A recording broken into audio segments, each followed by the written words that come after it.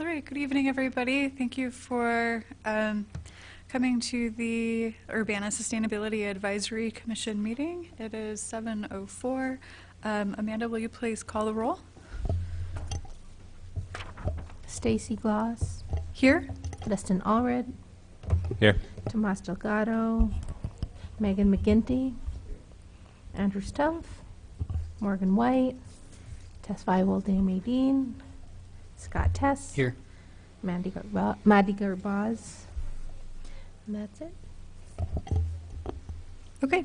It appears this evening that we do not have the majority of a quorum. I believe that we will still meet, but I won't be going through the agenda for any items that we would be voting on or taking action on. Is that correct? Correct. Okay, great.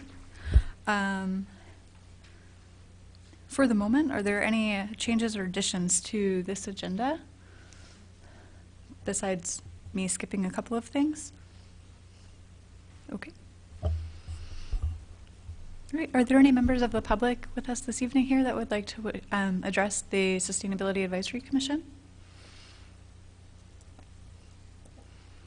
Okay. Scott, will you please provide the staff report? Sure.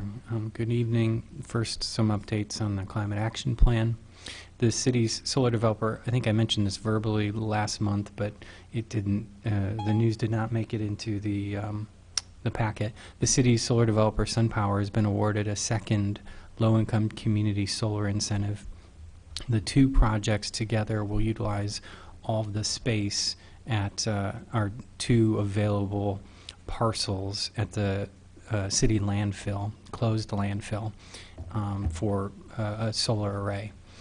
There is a third parcel at the landfill, but it is not ideal for solar development as it is not flat and not evenly sloped.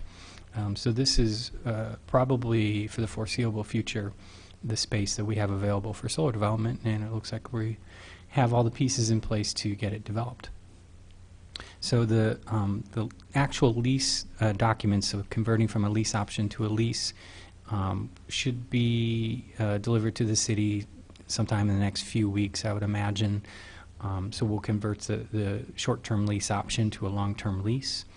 And then we will also receive separately a power purchase agreement. So that's a contract to buy a portion of the electricity produced on a long-term contract. So we'll power some city facility or facilities with that electricity. Staff had some public engagement with middle school and high school students, organizing a youth sustainability summit. Stacy's been a leader on that for a couple of years, and so we're supporting that. We also spoke at the Urbana Middle School Future City Club.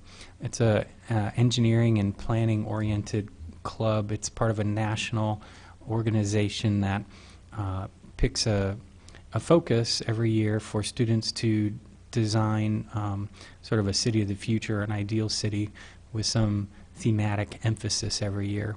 And then there are regional competitions and awards and presentations and so forth. So supporting that club. U-Cycle has a new vendor for leaf collection this year. And so this week is our last collection of the fall. We'll have 1 week of collection in the spring. We had a lot of households that had their bags of leaves rejected for collection, either because they had a lot of sticks in the bags, which we don't collect curbside, or because the bags had tape on them, which doesn't compost very well at the Landscape Recycling Center, so we don't accept that either. But we were able to do a lot of communications. We actually did some door hanging to communicate with residents on what they should be putting curbside, and I think we've resolved a lot of that. And so we have another week of leaf collection this week, and we'll be done for the season. Also, yeah, just turn on your mic. There's a little button. So is that the current week we're in, or including the week coming forward? I'm assuming it's just the current week coming in. Current week, Monday through Friday, on your U-Cycle collection day.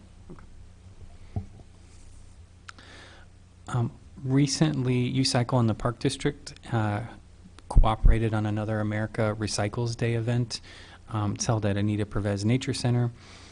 This year, the theme was History of Recycling, and along with a partner of the Idea Store, they had different stations set up including a pulp to paper making station, reuse and card making, a lot of activities, kind of youth oriented. Always have good participation there, and the Park District is always a great partner in terms of their staff, and then they have education staff and also their facilities. The next Sustainability Advisory Commission meeting would be February 4th at 7 p.m. in council chambers.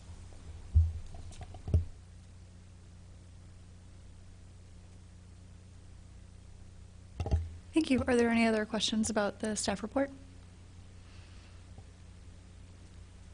Okay. All right. This evening, I would like to welcome Sheila Dodd, who works with the Grants Management Division of the City of Urbana. If you would like to please join us at the mic at the table at the front, that would be great. I'm sorry that I don't have more of a biography for you, so I look forward to having you introduce yourself, tell us a little bit more about what your role is within the city.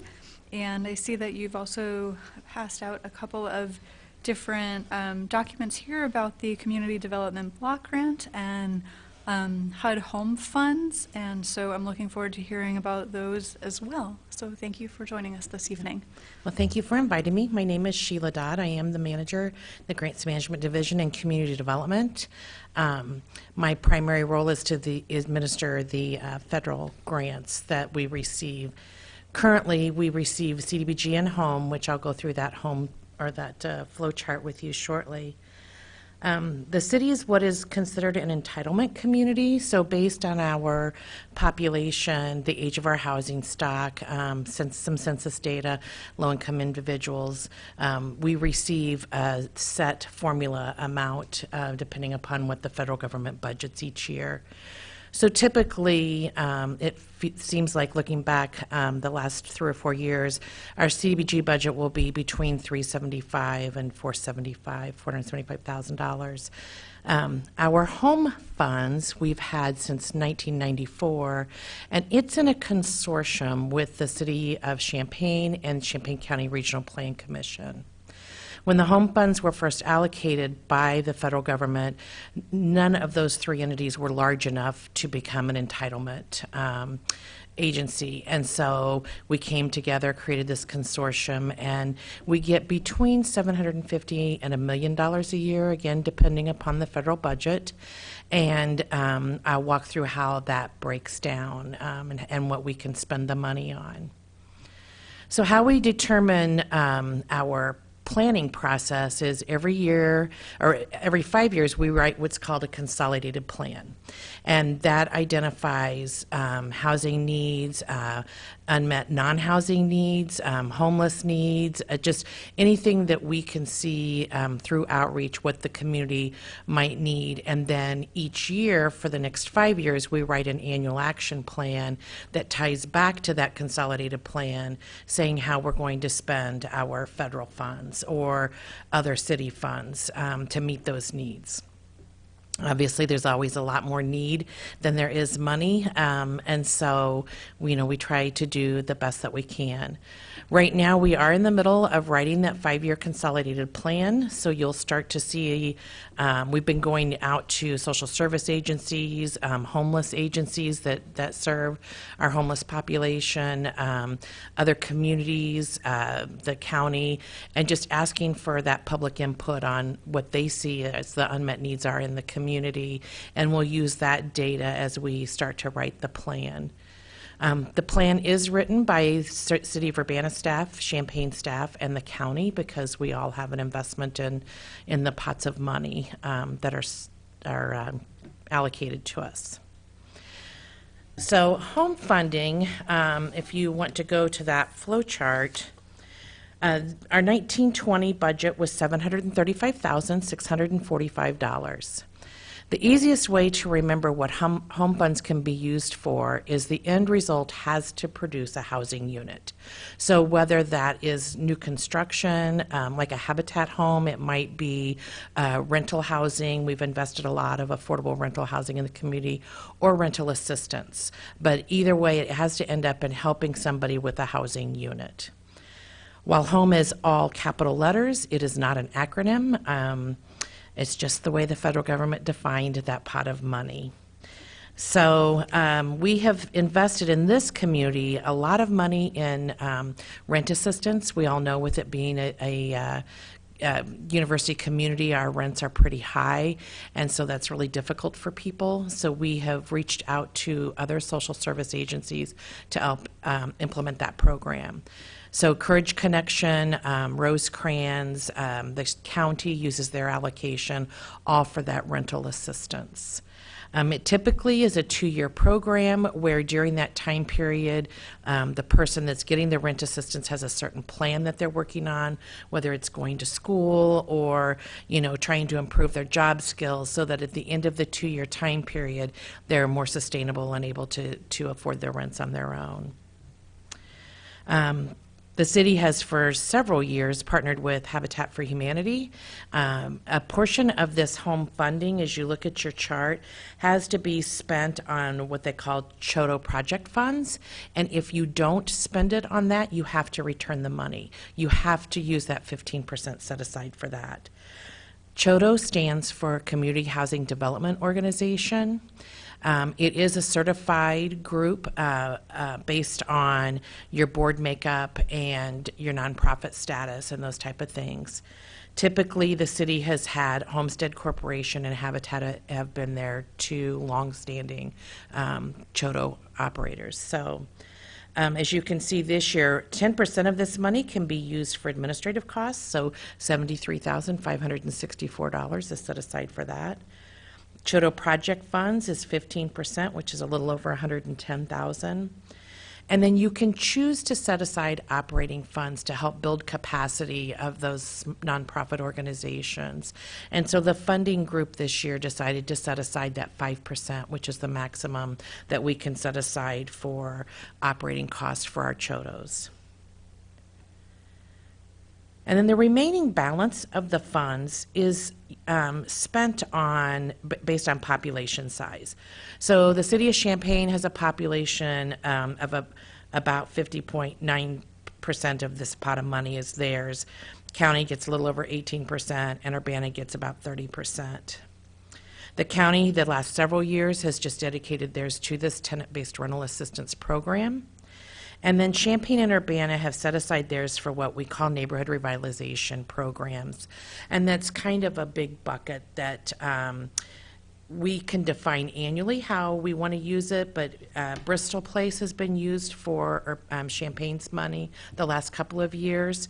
Urbana's used their money to help develop Highland Green, Crystal View. They've given money to some local lenders for down payment assistance for low-income families. So there's a variety of uses, but again, the end result has to be that housing assistance or housing unit. So that's kind of a quick overview of the home funds. Does anybody have any questions? Sure, thanks. I was just curious, I imagine that you're working with like the housing authority in terms of the actual, say, construction of like Crystal View, was it? I know that I think that's the development heading out towards like Crystal Lake and. Right, it is. It's off of Broadway. I know it has like solar panels on the roof, I think, of some buildings. Does the city get into specifying that sort of criteria in terms of, I don't know, design standards or performance standards of what gets built towards the goal of maybe like reducing utility costs for the tenants that would eventually. Right. To give you a little bit of my history, I retired from the city of Champaign doing similar things to what I'm doing now. Then I was at Habitat for 7 years as the executive director, and now I'm here to finish out my career. But At Habitat, they did set aside, and every house they build is solar ready. So it may not have solar panels on it, but it has the, extra, Scott, help me with what the terms are. There's space in the breaker box, space Yes. for the inverter, conduit, and wiring to the roof are typical solar-ready aspects. Right. So they do those at the time of construction because it's just more cost effective to do it at that point.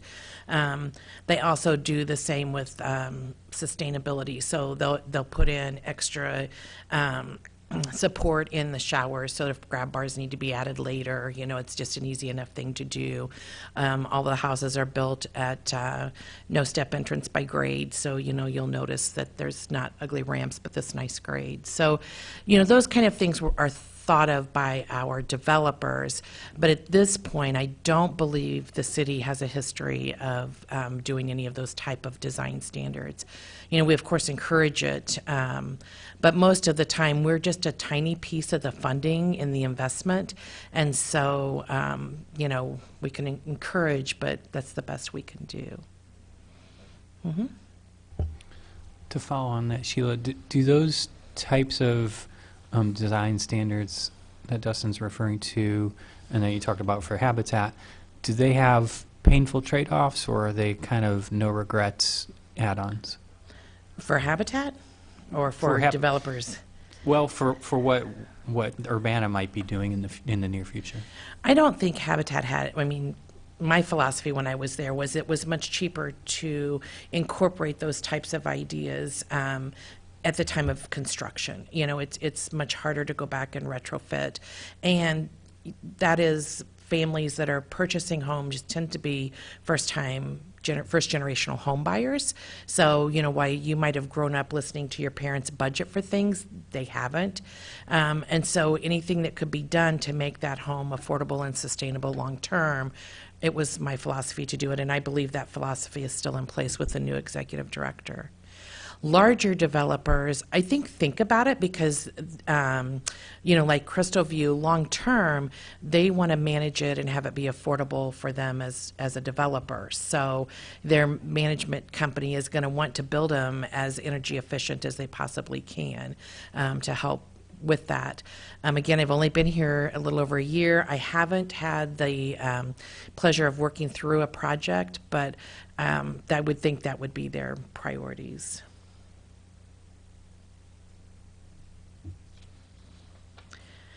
So the Community Development Block Grant Program was established in 1974, and the city has been an entitlement agency ever since. It's really a nice program because it allows a lot of flexibility. So as you can see from this flow chart, there are limitations on what you can spend it on. Public service activities, there's a 15% cap, and that is money that we would use for typically social service type programs.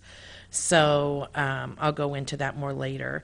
20% can be used for administrative costs, which help fund the positions in my division. And then the balance can be used on a wide variety of things. So some communities use the money to just offset their capital improvement projects. Some communities use it for affordable housing projects. But again, there's a lot of different things that you can do. Our public service activities, the city currently owns 2 transitional housing units. So it's similar to the TBRA program where we provide that rent assistance. We partner with a nonprofit agency to provide that counseling and coaching because existing staff just doesn't have the capacity to do it. And then it provides that affordable rental unit that's decent and safe and in a nicer neighborhood for a family in transition. We are soon going to be getting a 3rd one. We also fund the neighborhood cleanup that's usually done in the spring of each year. And then we put some of this money along with the general fund and money from the Cunningham Township to allocate funding to our social service agencies. So the consolidated social service funding is social service agencies that apply to this group for funds. Last year, we had about $225,000 to allocate, and we had $800,000 in requests. So our social service agencies have a great need, and this is just a small portion of that. The city's portion funded Habitat for Humanity. They have a financial education program that's free to the community that covers not only a home buying education course, but that financial ability and post-purchase classes. We probably all took like a consumer economics class in high school. They don't offer that anymore. So it's those basic things that you don't know about, tracking your money, learning how to budget, those type of things. We funded the Eastern Illinois Food Bank to help fund a staffing position.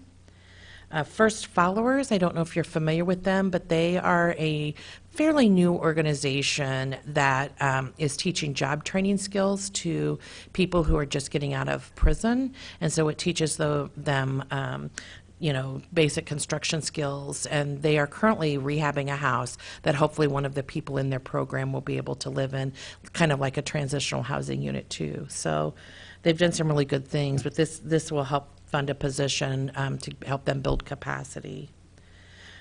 Champaign County Regional Plan Commission received part of the money to do a centralized intake program for homeless. So if somebody is homeless in the community, no matter where they go, whether it's to Township, Champaign or Urbana Township, or the cities for assistance, they're entered into this one system that everybody has access to so that the best services can be provided to the person at that time.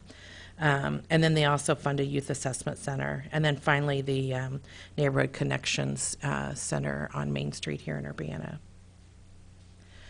Some of the more popular programs the city has funded in the past are emergency access grants, and those are typically smaller projects, less than $8,000, might help repair a roof or replace a furnace. It is for very low income, so people that are 50% or below the median family income in this community. There's an Urbana Senior Repair Service, so those small repairs that cost $1,000 or less. We've used it to partner for lot acquisition. We are also getting a grant right now through the state of Illinois called the Abandoned Properties Program.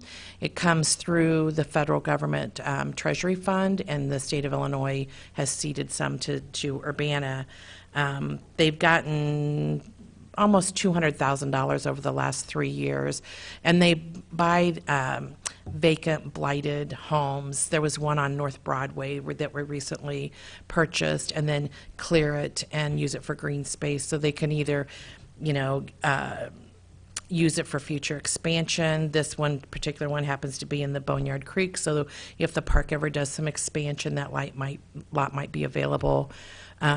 They have reached out to Habitat if they have a lot that's buildable in a decent neighborhood. So the CDBG funds have been used to acquire the property, and then the abandoned properties has been used to demolish. So it's a nice partner grant that can work together. And then finally, program delivery, which is our staffing cost to administer those programs. You can tie that back to any of the projects that we do. We could also use the funds for public facilities and improvements. So the Homestead Corporation has a property on Griggs that is a single room occupancy for homeless or near homeless that has been there since the mid-90s. It's starting to need some just typical repairs to it. They could apply for money for this to do repairs. Urbana Neighborhood Connections, if they own the property, they could apply for funds to do repairs. So it's more of the bricks and mortar projects versus the social service funding is the way to think about the two different programs. So other programs that the city has been involved in the past, the state of Illinois has an emergency solutions grant that our office has administered that provides, it's kind of a pass-through funding to agencies providing homeless services. So last year we provided funding for a staffing position for the Men's Emergency Shelter and Crisis Nursery. The city got about $25,000 through that pot of money, and then we passed it through to those two agencies. We've used to get Shelter Plus Care, which again is to help homeless or near homeless with housing needs. So, and then again, these federal, state programs like the abandoned properties or blight reduction programs where we can tear down blighted properties and, either keep the lots or donate them or sell them to a nonprofit agency for reconstruction, just depending on the area and what the city's priorities are. Sheila, there's a lot here. There is. How big is your team? 2. 20 or 30 people? Yeah, 2. me and one other. Are you understaffed? Are you hiring someone, or that's just what it is? That's just what it is Okay. right now, yeah. We have recently taken on, one of our staff has retired who administered the repair programs, and so we have shifted some of our funding towards code enforcement. So the targeted neighborhoods in Champaign, which there are quite a few that meet this low-income census tract definition, where we can go in and do concentrated code enforcement. So, we might have property maintenance inspectors or housing inspectors out there to work to get the properties back up to code. And again, that is an eligible expense with this pot of money. So we're funding 0.66 position. You can do the math. So I really like these programs. You can drive in this community and just really see the impact that this small amount of money and creative staff can do to make a difference in a neighborhood. One of the neighborhoods that I'm really familiar with here in Urbana is north of University Avenue between Wright Street and Goodwin. When I was at Habitat, they worked with the city of Urbana to do the blight reduction program, and 16 properties were identified in that neighborhood, demolished, and are now green space. So it's really, it really made a big difference. It brought up the housing value of the houses around there, and then the new construction that's going on also has just really improved that older neighborhood that is a pretty stable neighborhood. It's not a lot of rentals. It's mostly seniors that live there that have raised their families. It's an older walk-to-work neighborhood. So, I would say many of the people that I met lived there 30-plus years and were happy to see the investments made in that community. It's also a multi-generational It is. neighborhood. A lot of families, on certain blocks, somebody's auntie will live over here, their sister will live down the block. And a lot of these programs have done an enormous amount. I know many of my neighbors who are elderly, living alone. These programs have really helped them a great deal. Yep. So thanks, because I live in that neighborhood. Yeah. We're going to have to get creative with our staff limitation, because as you can see, even with the little bit of amount that we are allocated for administrative funding, it doesn't cover all of our needs. And so we'll be working with finance and the rest of the community development team to, kind of look at maybe we can still do the same thing but do it differently. So, for example, these rehab programs, if we decide that that's important and that does continue to make that impact, maybe we outsource that to a nonprofit housing developer or the county to administer them and see what happens. I know that's what Champaign does. We might decide, especially with the great need that we have with our CIP, with our capital improvements projects, that for a few years we want to just really focus on, doing some concentrated improvements. I know that neighborhood we were just talking about, it desperately needs sidewalk improvements and some, pavement patching. And so, if we can focus our efforts in a geographic area, I think we'll feel the greater impact of this small pot of money. Sheila, in round numbers, what's the dollar figure annually for the CDBG? It typically, looking back over the history of it the last 3 or 4 years, it's running $375,000 to $475,000 to $475,000. It's not a large pot of money, unfortunately. I was looking at city infrastructure, Kin Street lighting. Did you do some lighting improvements in that area? We have it budgeted. As you guys know, there's a big turnover in Public Works right now, but there are some lighting projects identified in the Kent Street area, and then this neighborhood that I was talking about, between Goodwin and Wright Street North. There's some sidewalk improvements and things that are in this year's CIP project for that. Lighting is really, really expensive. It so is. It is. It's hard to make that money go very far. Yeah, and I've had some conversations with Ameren about being creative with a grant, and maybe we can blend some different pots of money to offer some lighting projects in areas to reduce crime. So, Sheila, I know some folks may be familiar with CDBG for infrastructure stuff. Can you talk about some of the more creative things and flexible things that CDBG money can be used for? I know one thing that had come up in discussion was like a grocery store that's in my a legacy. targeted, or excuse me, in a neighborhood that meets eligibility, Right. not just necessarily putting it in themselves, but working with a developer in a mixed use or something. But any of those more creative things. Sure. Like Marcus said, you can use CDBG for economic development opportunities. Typically, you don't want to use it for hiring staff because the federal requirements require you to follow that person for 5 years.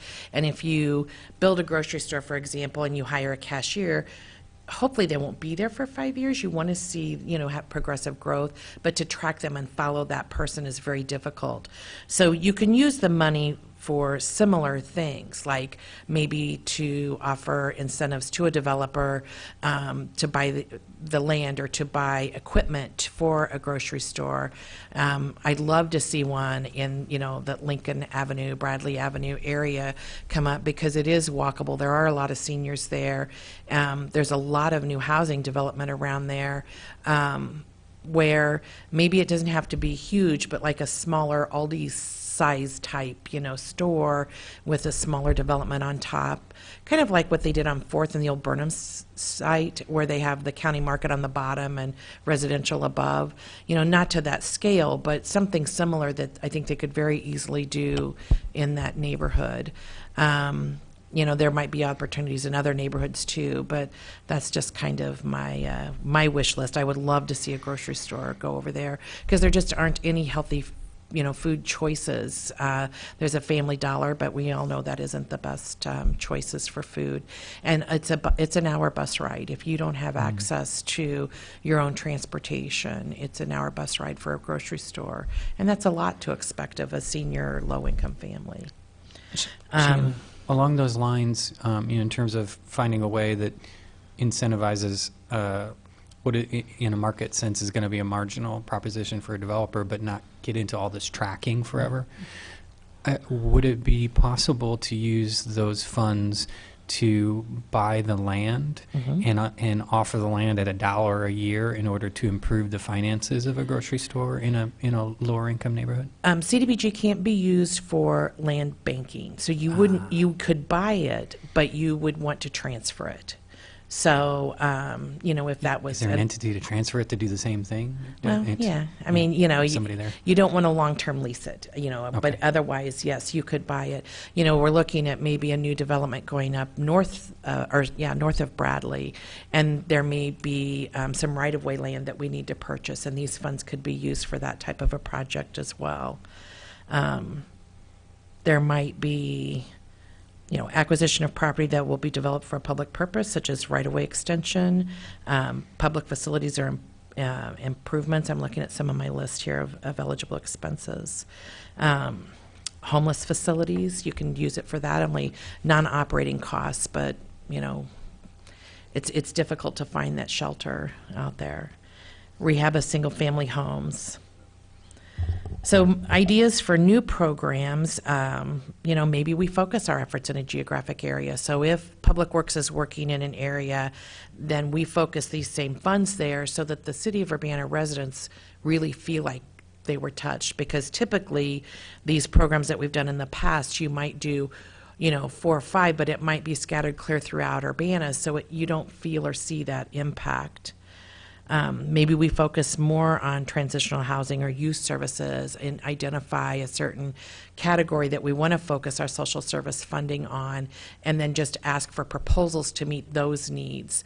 So maybe we decide that after-school youth programs are something that the city's badly needing, and so then we will only focus our funds in that particular area. And there's a wide variety of social service eligible expenses. That's just one example.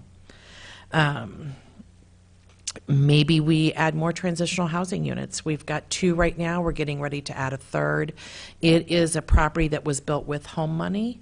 When you build new rental units, there is a 20-year affordability period. The social service agency that received this project doesn't want to do housing anymore. They want to shrink back to their core services, and so the city's going to take back that property. It's kind of a mutual thing. It's not a negative thing, but we'll use it for transitional housing to just ensure that the city doesn't have to repay those funds that were invested in it. So we could look at maybe purchasing properties through tax foreclosure process, make repairs, pay operating expenses, and then sell those back to low-income families. We might provide assistance for a for-profit business in the acquisition, clearance, rehabilitation. So that, again, that grocery store idea. Maybe we help with the rehab of a building or acquisition of equipment to help, provide that incentive to a developer. And then we can also use these funds to increase the capacity of nonprofit organizations. So, some of these promising agencies like First Followers that you can see really meet a desperate need in the community. They're offering job training to persons that are just out of prison, that opportunity to make a big difference in their life moving forward. So maybe we could help them with some capacity costs. So. Question more about the process side, I guess.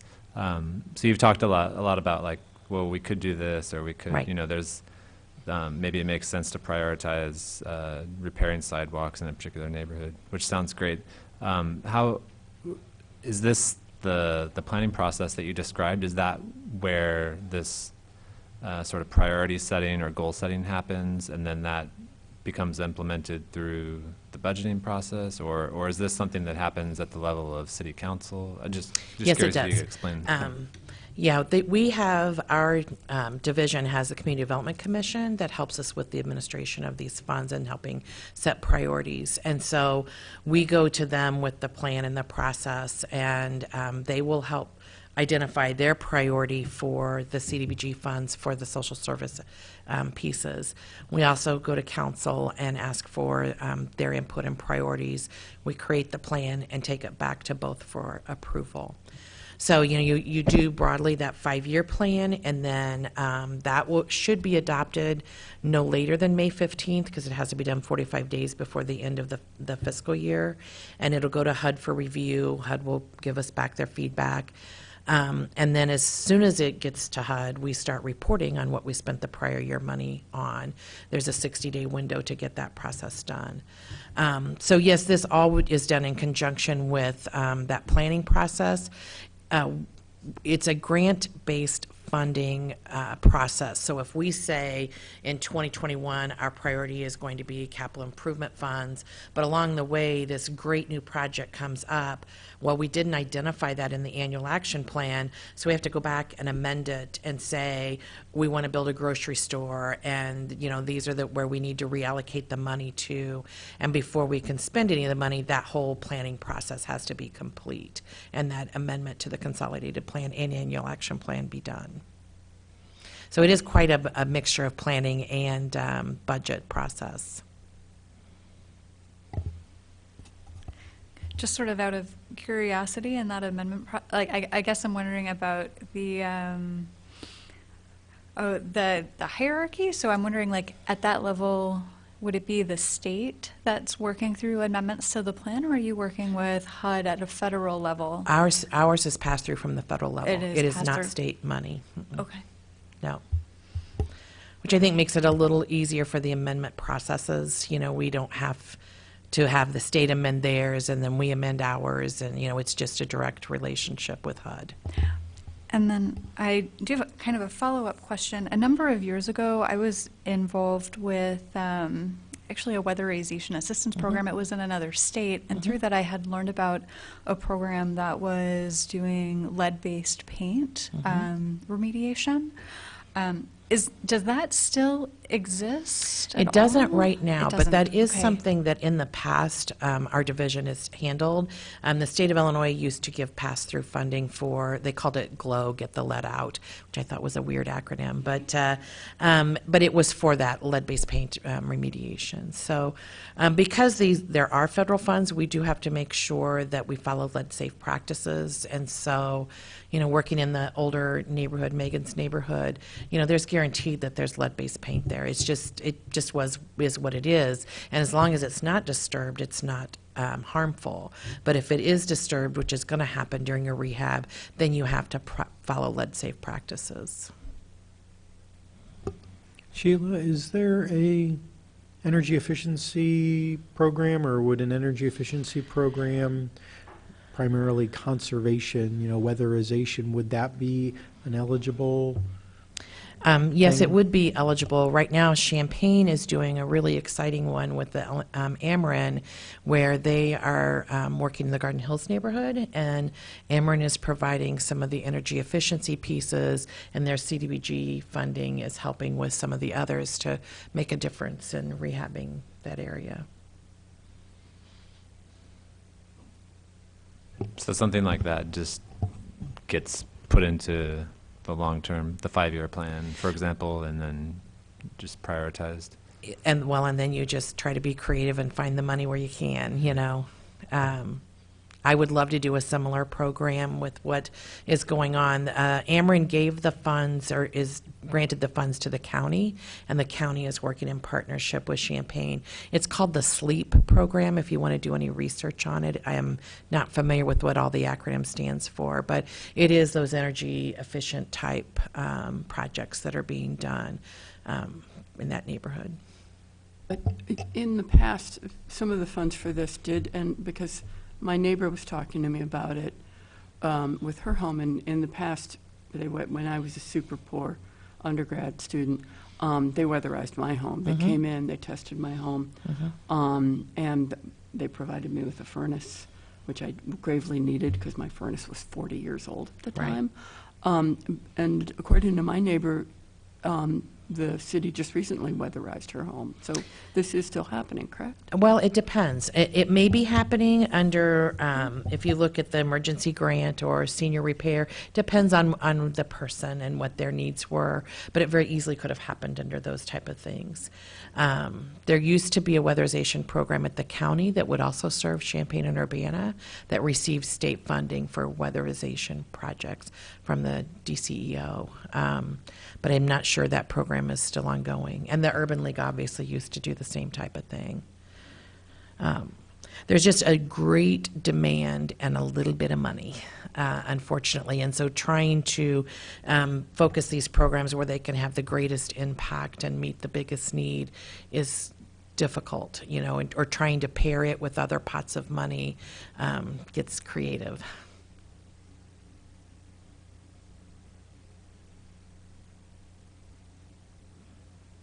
Well, we appreciate your creativity. Sounds like you're doing great things. Oh, we hope so. Sheila, some of the projects like Crystal View Townhomes are 100% rental assistance of some sort, correct? Mm-hmm. Are there communities that are using their funding to do neighborhoods and developments that have a mixed income? So their federal funding funds the low income, and then the developer, is working at the market rate end within the same neighborhood development. That's what Bristol Place is going to be when it's done. It has the number of required units is determined upon your investment of money. So, for example, for every $260,000 of home money, you have to have one affordable unit. So whether that's home ownership or rental. So the amount of money that's going into that mixed income development, they're going to have 3 units that are required to be available for affordable rental at the lower income level. You can set that limit lower and require more. There's a lot of different philosophies on that. You want to have, in my opinion, you want to have mixed income. We've learned our lessons with the Cabrini Greens of warehousing the poor, that, you need to have a mixed income, which is a healthier, environment mentally and physically for people. But we just don't get a huge amount of money. And so I know we try to apply for other grants, Federal Home Loan Bank monies, State of Illinois monies when something comes out, to try to just cobble as much of this together, leverage as much as we possibly can. But I think you see in some communities like the Bristol Place redevelopment, that was a huge project that's been going on for 9 years now. And what a difference. I don't know if you guys have driven by that corner, but wow, it's amazing the difference that it's made in that community.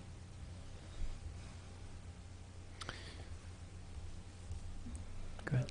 Yeah, well, looking at these two different things, block grant versus home, and in contemplating a traditional neighborhood development pattern with a center that might have some non-residential spaces, commercial spaces, it seems like you would use the home for the residential, but you could use the CDBG to incentivize commercial development so that you have that center.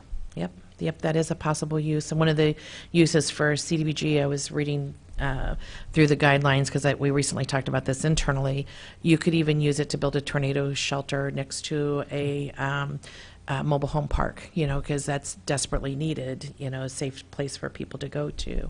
Not something that we'll probably do because we don't have that large of a mobile home presence, and what is here is on the not in the city limits, but yeah.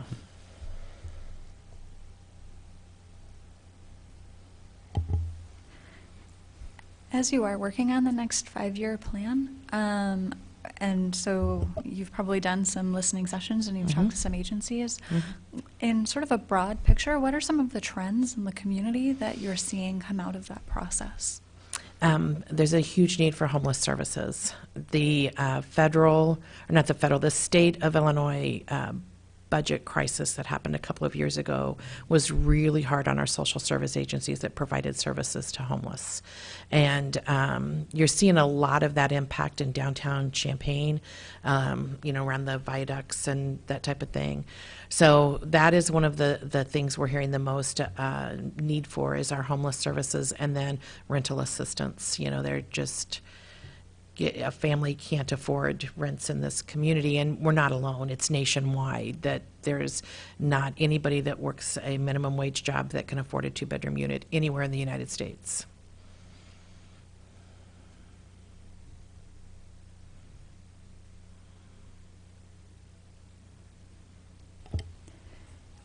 In the event of natural disasters or, tornadoes, what have you, are these funds available, or could they be available for sort of rebuilding as from an emergency scenario? I guess I'm also wondering, as we see worsening effects of climate change, we get a lot more rains, flooding, things like that. I'm wondering if there are more people also affected with kind of flooding generally in their basements, or more roofing problems, or kind of more issues with homes and sort of the kind of sustainability of homes in the community, especially ones that have been kind of getting older in years, or maybe were built at a time where the standards weren't, or at the time. So I'm kind of wondering about those types of burdens that are going to be shifting, and how the city is preparing to maybe address those? That is one of the areas that we've been asked to focus on by the federal government, is do a disaster recovery section in this consolidated plan. And so, we're waiting a little bit for our new public works director to get on board to give us some feedback because I'm not an engineer. But, you know, like some of the things that they mentioned in places that have seen hurricanes year after year during the HUD training was they went back and they replaced the storm sewer pipes with the same size. And then, you know, 2 years later, you have the same massive flooding again. And so maybe if when they replaced it, if they would have put it in with something that could handle a much larger capacity, then it may have held off that flooding the next time they had that, you know, 100-year rain in 5 years or 7 years.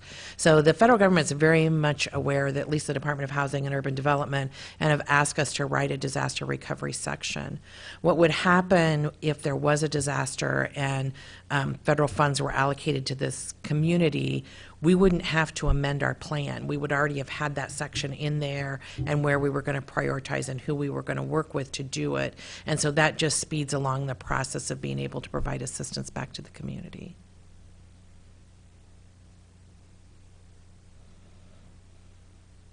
Things that make it go. I'll follow up with you on that.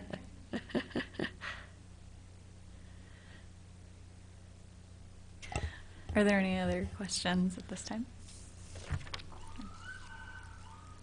Okay. Sheila, thank you for your presentation this evening. I appreciate your time for spending with us. Just, sorry, real quick, before you get up, you had mentioned that there's a Community Development Commission. I'm assuming that's kind of similar to Sustainability Advisory Commission, as in Yep. we're sitting here, we're made up of a community board. Do you just know, when does that typically meet? Usually it's the fourth Thursday of the month at 6 p.m. Okay. This month, with it being December, we're meeting the third Tuesday of the month. Did I say Thursday? We meet on Tuesdays. So, fourth Tuesday, 6 p.m.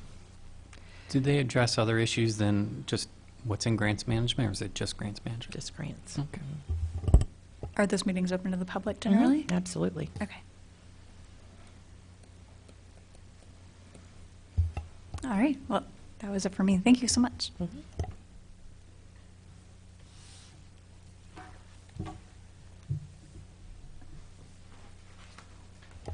I will ask that the members present this evening just go ahead and review the 2020 meeting schedule.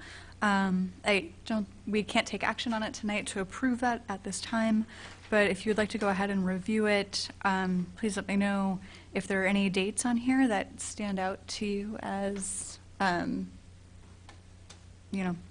potentially of conflict.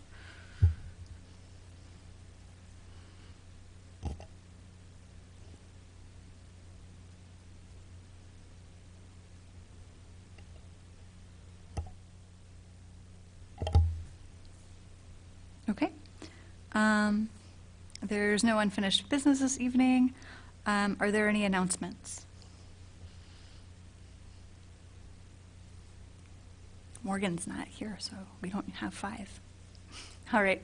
With no further business before the commission this evening, I call this meeting adjourned. Thank you all.